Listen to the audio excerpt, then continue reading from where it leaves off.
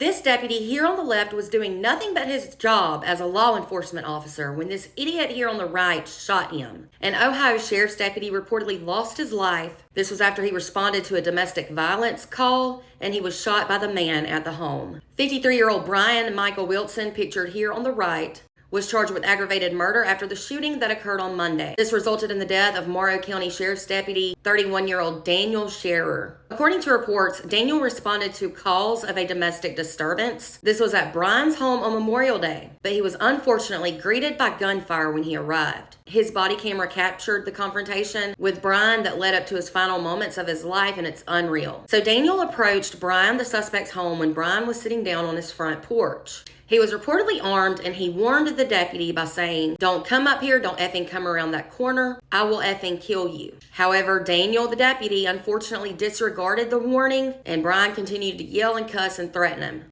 Brian said, "I'm not effing playing, you better just effing go. If you want your family to see you tomorrow, get the F out of here now." But Daniel, the deputy, continued to speak to Brian, and then he opened fire and shot Daniel. It was said that Brian used 2 handguns, and both of them were recovered at the scene. Daniel's body cam footage also reportedly picked up the audio of the clicks of one of Brian's guns, which was said to be fired until he ran out of ammunition. Unbelievable. Court documents also state that one of Brian, the suspect's neighbors, told police that he told that neighbor earlier that night that he didn't want this neighbor around what was going on, and he didn't want the neighbor to get involved. He further stated if he were to die on that night, he would have been okay with it. During this incident, Brian was shot by police and he was taken to the hospital in critical condition. A warrant was issued for his arrest on charges of aggravated murder. According to reports, Brian has a criminal history that dates back to the 1990s, and that includes an arrest from 2009 following a domestic violence incident at his former home in Marion County,